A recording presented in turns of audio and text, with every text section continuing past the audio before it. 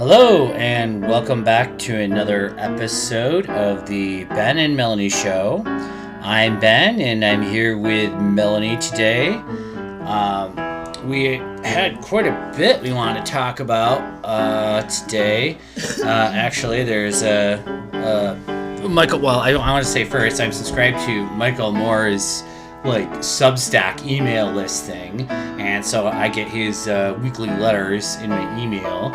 And I want to talk about his most recent letter that he wrote. Had a lot to do with the Second Amendment. Maybe not that highly controversial at this point, actually. But then also, there was an article in the Greenville Daily News that we want to talk about briefly. That amused us greatly. But first, Melanie had some things she wanted to say about this was on Wood TVA, right? Wood was TV. It? Yeah. It's about, go ahead. I'll let you go ahead. So. Okay. Hi, everybody. There's a lot to talk about today. So WoodTV.com did a story entitled "Student Exposes Apparent Culture of Racism at Rockford Public Schools, Leaders Respond." And that was posted 2 days ago online. And first of all, I have a problem with the title in itself. The way the word usage, apparent culture of racism, is kind of snarky, I think, and should not have even had apparent in it. It should have said, student exposes culture of racism at Rockford Public Schools, leaders respond. So that's basically, anyways, let's find out about it. But it was a student who wrote it, right? That's the clear. Yep. Let's be clear about that. Okay. Senior Brady Smith drafted a disturbing report that he emailed to hundreds of teachers and administrators. It highlights what he said is an ugly truth in the district. He says basically that it is about a culture of racism going unchecked. He expressed his concerns about the treatment of his black and brown classmates. He asked 9th through 12th grade current and former students of color to share their school experiences. And then basically the report is available on the website on woodtv.com under the story. And you can actually read the kids' comments. It's a 137-page Google Doc, so I'm not going to read the whole thing to you. Yeah, that was probably on the. Well, I mean, it's important that if it had to be that long, it had to be that long. But that probably right there, eliminated some people from reading it completely, or even looking at it. It's like a book, right? Basically, at that point. But that goes to show how much information, though, is there, I suppose, right? And he asked, not required people, he asked his fellow current and former students to answer questions like, if you are a person of color, what were your experiences at the school, basically. And he got a lot of responses. In the news article here, it says, a 2014 Native American Rockford grad responded saying, one staff member dressed up in full Native headdress and mocked my culture openly during class hours. I wanted to vomit, quote. See, the thing is about that, from my perspective, growing up around here in Macomb County and this area in general, nothing about that really surprises me.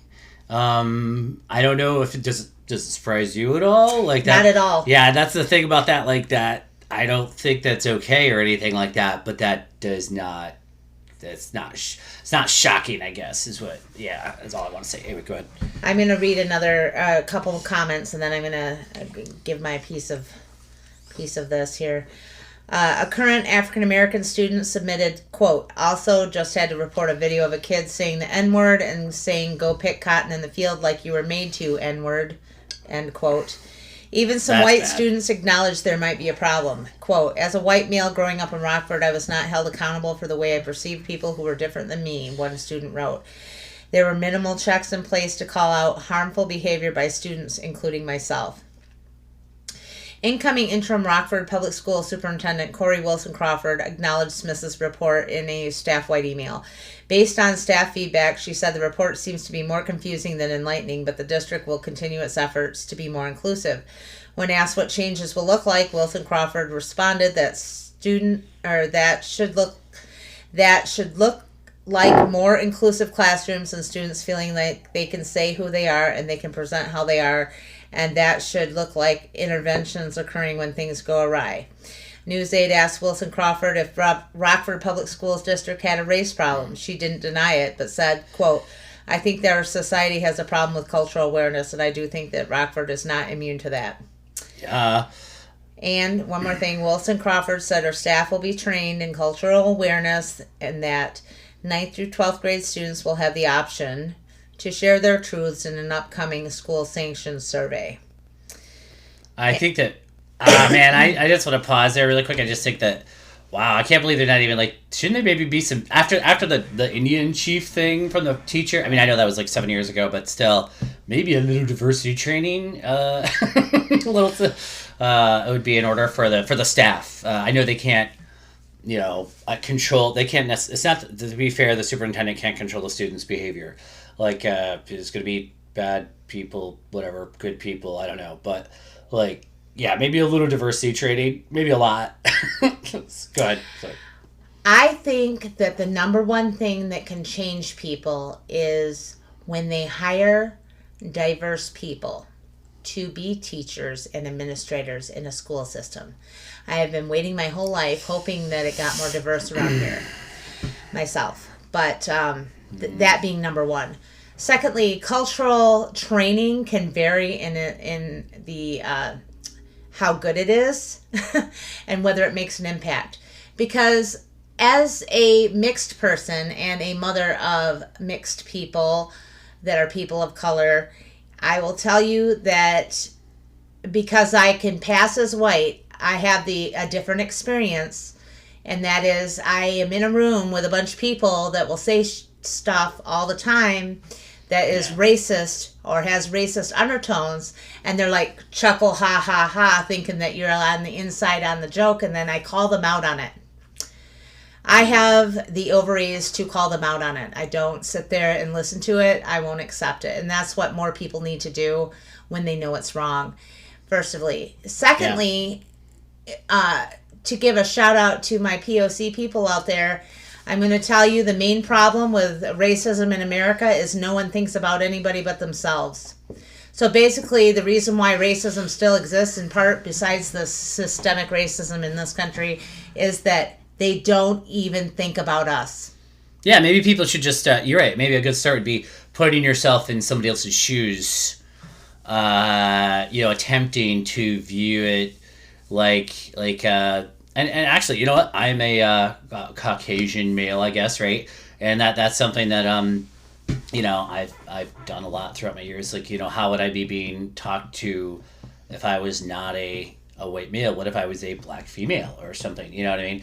People might be talking to me completely differently, and yeah, that's something to consider. When you can go through life where all of the media you read and watch and everything everything in the store is geared toward you. You don't have to go to a special store for your shampoo, for example, or you have to go to a city to get the spices in your food, for example.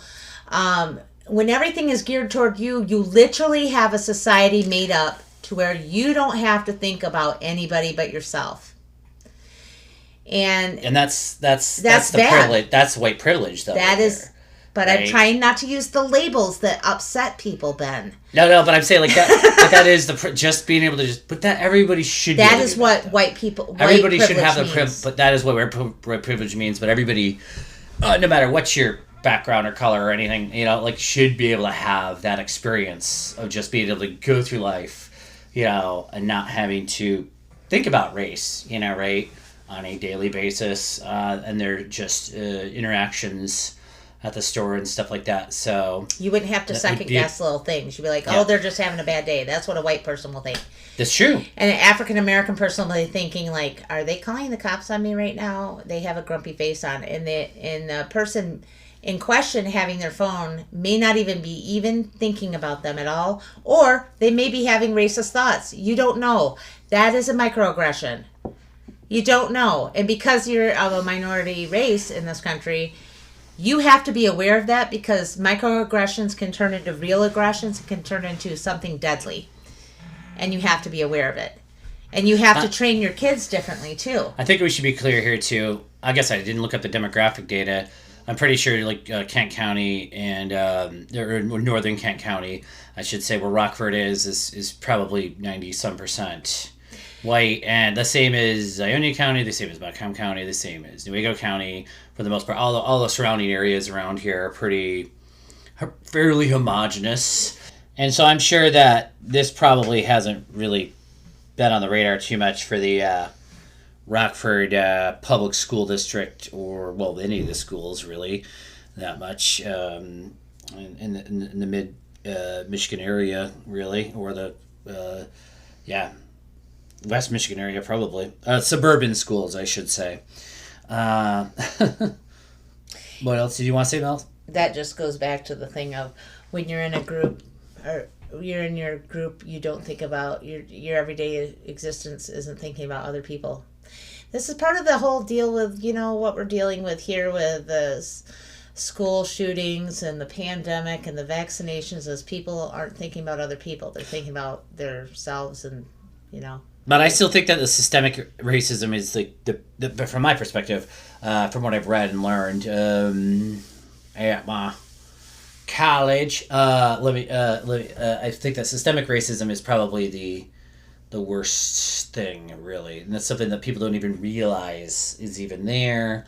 It's just kind of has saturated our society for the last forever in the Americas. Yeah, because so because it was built on all of this. Anyways, yes, yep. I don't think this can be solved in one podcast section, so we'll probably revisit this conversation at a later date, because I'm sure there's going to be more news.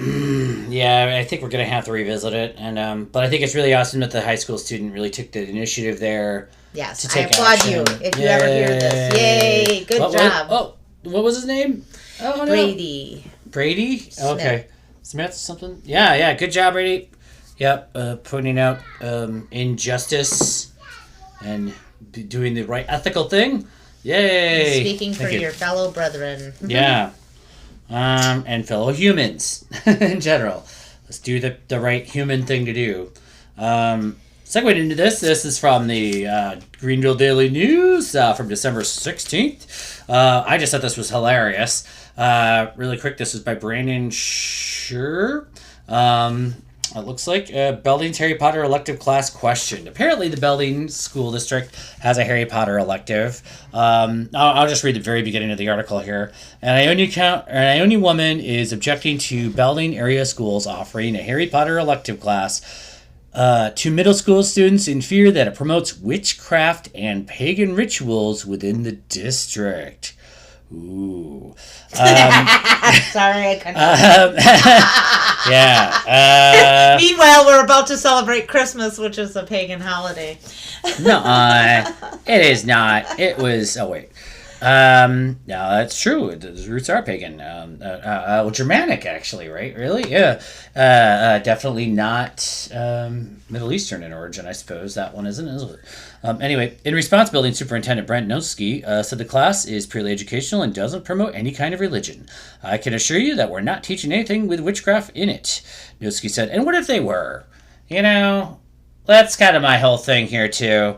Like, what if they were teaching witchcraft and wizardry? It's an elective. Your kids don't have to be in it if you don't want them in it. Yeah, what if they taught it in a world religions class, actually, though? Like, they don't have to have like a religious class. But, I mean, obviously, if they did like world religions, I mean, when I was, I took world religions at MCC. I think they had a little section on that, didn't they? They mostly talked about Christianity. It seems like that I remember, but maybe like Orthodox Christianity, some different kinds of stuff there. But I'm sure they talked about Wicca though in there somewhere. Anyway, yep. I can assure you that we're not teaching anything to do with witchcraft. Niski told the Daily News. Somehow that's hilarious. Like if the article. Yeah, I know, but they they're gonna start burning witches again. Yeah. Told the Daily News after Monday's Board of Education meeting. Harry Potter is a fun fictional book. If we go down that road, we shouldn't have any Disney books or anything like that. I really got to give respect to the superintendent for just not rolling over and saying, oh, we're going to get rid of that one. But yeah, and it gets funnier if you read the article all the way through, because the lady goes into, well, I heard they were bringing sage and crystals to class to put curses and hexes on their tests. Yeah, we're not naming names here. But yeah. That just made me laugh. It just made me laugh. Yeah. I couldn't even. I think it was around 20 years ago here in Greenville, or maybe Ionia, or maybe both, around these areas. They were burning Harry Potter books, piles of them, as they were supposedly evil. I think that's just fascinating. And apparently that's still in our genetic culture here. It's just in our cultural DNA. That's what I want to say. Cultural DNA in our area to just be really, really fearful of anything that's has that witch thing in it. And the ironic thing I feel about this article is, like, this is where we're at here. Like, we're trying not to burn okay, some people are trying to burn Harry Potter books. I don't know, have them taken out of school and stuff. And but then also, like, nationally, J.K. Rowling has been seriously attacked for being transphobic. That's all I read about her. Like, when I'm reading the news online, it's just, she's such a horrible person for being transphobic. And maybe she is. I don't know her, obviously. I like her books, but that's all I can't say how she views things personally. But that's all I ever hear about is how messed up it is. She doesn't believe in trans rights or anything like that, apparently. Maybe it's not even that bad, but there seems to be, she keeps commenting on Twitter about it. Like, she can't just let it go. Even if she is transphobic, she should just shut up about it, apparently. But yeah, she's really hurting herself and her own reputation, probably hurting her franchise. I'm sure she's a billionaire, so, who cares, right? And that's probably how she feels, right? But yeah, that's anyway, that's interesting that, like, in our area, they're still back in the witch burning days. Back in the medieval scared of witches part of it. Don't really know what a transphobia is. They probably think it's another virus coming to get them. Probably. I don't know. Just kidding. Just kidding, neighbors. That's very possible. Anyway, I just wanted to mention that. I just thought that was a funny little article, and I'm glad the Daily News exists, and I'm glad it published that. What else do we want to talk about today? Michael Moore? Oh, yeah. Thank you. That's right. I was reading Michael Moore's emails here. He does like a weekly podcast, and he does a weekly email letter that he recently started up again. Let's see here. Okay, the title of his most recent one is Gun and Done.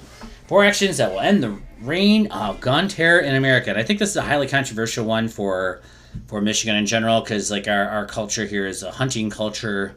Our culture, really is historically, I should say, it's just probably not what it used to be. Our culture here is more Paul Bunyan, right? Yeah, well, hunting, though, is like a big thing. Yeah, it is. Yeah, or at least up until the 1980s. He goes into this in his article, or his letter here. It's very long. So I'm not going to read all of it. I really just wanted to read. He really wants to repeal the Second Amendment, essentially. That's what it boils down to. And I hate to start with that because that's an extreme. People would have a very, obviously most people in Michigan would probably have a very strong reaction to something like that. But this is relevant. I mean, obviously he's from Michigan, and he talks about the Oxford shooting that was also in Michigan. And I don't think he's talked about this for quite some time. He talked about it in his, Bowling for Columbine, that documentary that way back in like 2001 or so, whenever that came out, a lot. And I don't think he's mentioned it a ton since, but mainly because he said on his podcast he didn't really think he really could add much to it. But now, he has a lot to add. Anyway, I'll read what the 28th Amendment, his example 28th Amendment, what he wants to have in our Constitution to repeal the Second Amendment would do. It's called, "The people have an inalienable right to their lives free of gun violence." See, the thing, I agree with that. All weapons intended primarily to kill human beings are prohibited. Those few guns allowed for legal hunting or public safety or for sport on Those few guns allowed for legal hunting or public safety or for sport on private ranges must be strictly regulated by the government. States may form a National Guard or well-regulated militia to protect the safety and well-being of the residents of the state. Citizens suspected of committing a felony crime are, as noted elsewhere, not only innocent until proven guilty by a jury of their peers, they have a right to live to see their day in court and not be executed by a law enforcement officer with a gun. This amendment nullifies and voids Amendment 2. And that's his example amendment, what we should have there. I actually, as a hunter and a gun owner, I don't really actually disagree with that. It doesn't really affect me, actually. Personally, I own hunting rifles, so this would not affect my hunting rifles. This would not affect my ability to hunt. I'm sure 99% of people around here would probably disagree with this. But I mean, I think nationally, most people probably would actually agree with this at this point. And he points out many stats here that say that most people would be for this kind of reform at this point in the United States. 78% of the people in the United States do not own a gun at all. Only 22% of Americans own a gun. He pointed all these stats in his thing, with citations for most of it here. Only 3% of the country owns half of the guns. Let's see here, and that is a lot of guns. 175 million guns. Basically, he's actually kind of saying too here, but it has been up to gun owners to do something about the mass shootings, and gun owners have not done anything other than just kind of give it lip service and buy more and more and more guns. What do you think, Mel? I thought it was interesting, his statistic about Canada, and like the population of Canada is about the same as California. Mm-hmm. Like that's the whole country versus one state here. The population is similar. Yeah, and right. I think if you can find that there, that was interesting. Yeah, I don't have it at that right here. It was like 200 in front of me, but it was only like 200 and some deaths last year of murder, homicides with guns in Canada. The whole total, which is a population of like 38 million people, and I was trying to compare that to like. Look, I think California has a similar population, right? Yeah. And it's like 2,000. Yep. It's 10 times the amount. So I mean, I think that what he's saying is Canada is doing something right. Canadians can own guns actually too, and there is a lot of hunting in Canada. They just are regulated, restricted and regulated. Like for instance, one of the most brilliant things that they do there, which seems like an easy win. I think everybody could get behind this if maybe. If the NRA would back it, for instance, man, I think it really would have some traction. I wish the NRA would do something like this. But if you want to buy a handgun, you can go ahead and buy a handgun. But every woman in your life, or every woman currently in your life, I'm not sure exactly how it works, has to sign a document saying that you're of sound mind to buy that gun. So that would be like if you're a shocking amount of people are killed in this country in those situations. A lot of domestic violence happens, and a lot of women are killed by handguns. So if you're a man, and most people, I know there's a lot of women that own guns, and I'm not saying that women don't own guns. Obviously, I've met quite a few women that shoot and own guns and everything. But if you're a man, this might be gender bias or whatever, but if you're a man, you go to that gun store to buy a handgun. You have to have a woman sign something in your life, whether it be your ex-girlfriend, your wife, your ex-wife, your girlfriend currently, but the woman in your life has to sign a document saying that you're okay to buy that gun. And if she won't sign off on that, you can't go buy that handgun. And that has probably actually saved quite a few lives, unfortunately. Yeah, what do you think? I was just going to say that's true in America too. I don't know the exact statistic. I'm sure you could look it up, but for domestic violence, people who have been charged with domestic violence, there are high incidents of them using the gun to shoot a woman or in some other kind of violent crime where they've used the gun. And Yeah, so I mean, we're Michael Moore is really just talking about mass shootings. He's not even talking about uh, just like domestic violence shootings, which there is a shitload of. I think mass shootings have to be like four or more. On the day of the Oxford shooting, apparently there was another mass shooting in Texas that apparently went under the radar.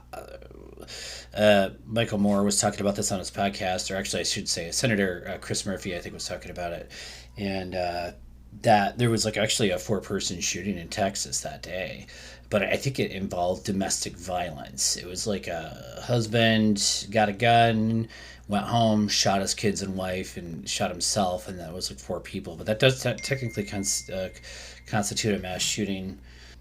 Oh yeah, and towards the end of this letter they wrote to you, saying that just put it in perspective. It's been 9 years exactly on December 14th. Today's December 17th, but as of December 14th, 2021, it was the ninth anniversary of Sandy Hook, which was the massacre of 20 children and 6 staff at Sandy Hook Elementary in Newtown, Connecticut. Totally messed up. I'm not going to read what else he writes here because it's just super graphic. And I think that's the point now. They're just really trying to get that through their people's heads. I mean, these were just little kids, and they had no chance. Why are we just kind of letting this continue, and is at the point in this country when they just sort of when we all just sort of gave up and we're just like, oh, okay, these things are going to happen, I guess. And no, and the Michael Moore apparently is trying to reignite this debate since the Oxford shooting, and that's good for him, trying to get it going again. Maybe there is something we can do, or at least try. Yeah, go ahead, Melanie. If you found what you wanted to find there. Yep. I just wanted to go back to the law that Canada has on the books about the women in your life have to sign off on it. In the United States, I'm going to read you a paragraph. It is from just a second. It is from the Journal of the American Academy of Psychiatry and the Law. Okay. This says, homicide is one of the leading causes of death for women aged 44 years and younger. When women are killed, they are more likely to be killed by an intimate partner than anyone else. Between 2003 and 2014, over half of female homicides for which circumstances were known were intimate partner violence related. More than 90% of these women were killed by their current or former intimate partner. This article goes on to talk about the interrelationship between domestic violence and homicide, and how many of the they're trying to start tracking statistics on exactly how many of the homicides did the perpetrator have a previous record of domestic violence. It talks about how multiple killings in a household where a partner comes home with a gun and shoots everybody in the house, mom and kids and everybody, isn't considered or included in the mass shooting numbers for the United States currently. So the mass shooting numbers you look at in statistics are only like public place shootings where 4 or more people are killed. Okay. Yeah, so if this is basically like the domestic violence type situation, even if they kill 10 people, it wouldn't still be considered a mass shooting, which is weird because it seems like it would be mass shootings of people, whatever, I guess. So, but I guess that's okay. That makes sense. And I think that studies are more being done too on these school shootings on how much it could be domestic violence in the home. It could be a lot of things going on with these kids that are ending up shooting people. So it might also be related in that way as well. So I am all for what Michael Moore said. I think it would be great if we could institute some new laws having to do with guns. Yeah, I do too. I don't. Like I said again, as a hunter and a gun owner, that doesn't bother me in the slightest. I don't believe that it's a slippery slope, that they're coming for all the guns, that we're going to turn into Nazi Germany immediately or something like that. I know that's the sort of thing that the NRA likes to say, but I just don't buy it. I think in reality they're trying to fire people up to buy more guns. It's their job to sell guns, Yep. I really think it's kind of funny too when everybody talks about it's our right to raise a militia, so we should have guns. Well, at this point in technology, even if we had our hunting rifles and assault rifles, we could not go against a country that has nuclear weapons. It just, you could try to rabble rouse all you want, but the government has more power than we do as far as firepower. In that way. It's actually, not the Tea Party time period anymore. Well, actually, it's interesting. I was actually just reading on some comments. People are worried about like World War III breaking out or something, or worried about a war with China, worried about a war between like big powers again, or like Russia's going to invade Ukraine, and they'll be like Russia, China. But like, it's not even like, I don't think people understand. Like, if we just have a war with those countries like that, like we're all dead. We're all just going to nuke each other, and that's it. So I don't really understand why that's even like feasible. Or why? I mean, Russia is like trying to threaten Ukraine right now and everything, but that just an all-out war between major nuclear powers is just not something, because of mutually assured destruction. It's just not something that seems very realistic to me. Although I don't think they really teach very much about mutually assured destruction these days. So maybe that's younger people actually much more worried about these like supposed possible wars between the United States and Russia. But because in truth, our president and our generals and Russia's president and generals and any one other country that has nuclear armaments knows that it's basically, we have them in stockpile. You know that we have these, that therefore you cannot invade us.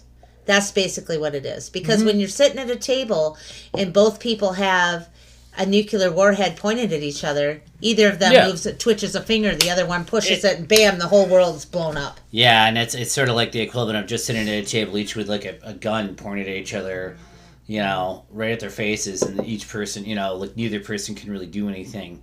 Well, at least that's the concept of it anyway. I guess that Russia is testing this theory. If they are going to invade Ukraine, which they're threatening to apparently, they are testing that theory. But I don't, and the same with China and Taiwan. If China went to invade Taiwan, they would definitely be testing that theory as well. But hopefully it won't come to that. I think it's unlikely to really come to that. I almost think they use that as a way to force a more diplomatic solution in their favor. Yeah, I'm sure that's at this point. Yeah, I'm sure Russia's looking to get something out of this. Yep. I'm sure they're probably looking to get some sanctions lifted or something. Right. Yeah, I'm get some money released somehow. But anyway, that was a big aside. We went on a sidetrack. Yeah, sometimes this happens in real life. Yeah. I didn't really have anything else to talk about today. I was really interested in that repealing the Second Amendment thing. I haven't heard anybody talk like that in quite a while. And that's definitely the far left, liberal, progressive part of the Democratic Party or the Democratic Socialists that would be interested in that, which, I think like that's a tiny, tiny fraction of the percentage of people in Michigan, or at least outside of major metropolitan areas in Michigan, I should say. But it's kind of refreshing to hear. Mm-hmm. I wanted to make one other comment. I lived in Canada for a little while, and I actually got asked a lot because Canadians seem to think that we are in the Old West here and that we all have guns on our hips. And so we got into conversations about when the laws changed in Canada for gun ownership, and they were telling me that people had some of the similar fears that we do here about being overrun by the government, taking their rights away, taking all of their guns. And, a lot of Canadian families still have their guns that they had prior to that were like grandfathered, okay, but you couldn't buy any more of that particular type of assault weapon or something. So it doesn't work in reality like people's fears think it will. So I just think that I wanted to say that, and I also want to, make it a point that, there are liberals that have guns too. Yes. And that are educated enough about how the world works to know that there's no and those are the ones that you really have to be scared of. Yes. That's I'm just kidding. I'm just kidding. Yes. No. But no, like we understand that what we were just talking about, mutual assured destruction, and the fact that you can't raise a militia that's going to be able to fight a government power at this point. The governments all have nuclear weapons. There's just really but I get the point of having a militia. I get the point of all that. What do you mean by that? I actually think that the point of having a National Guard and militia and stuff like that is to help people in emergency situations. But I think that people's idea of what a militia is different than what you're saying. I understand about the National Guard, but when I hear people around here talk about a militia, they're talking about, like, I don't know, those dudes that practice in the woods with their army outfits on and, Well, I don't think that's necessarily what the Constitution was referring to. I think they were talking about... Yes. Yeah, I don't think I think the Constitution was referring to more of a state-sanctioned operation, definitely to do, like, for emergencies and for fighting the British in emergencies to fight. There's all kinds of, like, crazy things that would have happened in the 1700s that they would have needed militias to deal with. So that's what I think the Constitution was probably referring to. Probably not to men in tactical gear with beer guts running around out in the woods on the weekends, but that's fine if they have good intentions, and I'm actually fine that it's a free country, they can do that, but I don't remember out there, people, it's a responsibility to be a gun owner, and the NRA used to talk about responsibilities back when. In the old days. Now it's all about rights, but you have to have to even have a gun. You need to learn how to use it and learn when not to. There's like a Eddie Eagle, the NRA Eagle or something, that used to, like, they make maybe a big deal out of that to teach kids to stop when they see a gun and stuff like that. They should really do that, especially if everybody apparently is just going to own guns everywhere. Then they really need to focus on safety and training and keeping guns locked up. And mental health issues need to be considered when someone is allowed to have a gun.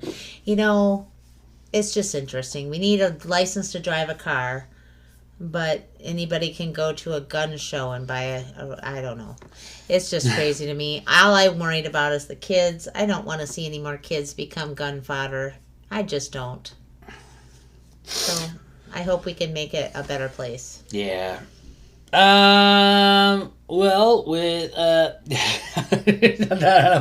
that's not a very positive note to end on, but I'm trying to think of what kind of positive note to end on today.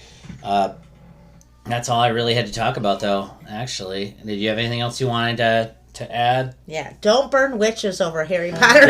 Don't burn Harry Potter books or witches or people that read Harry Potter books or anything like that, please. Although J.K. Rowling probably wouldn't mind because it sells a lot more books for her. That's true. So, all right, and with that, we'll have a good day. Thanks for listening. Please subscribe. Please excuse the children in the background. They're having a good time. It's Christmas time, so yep, and yeah.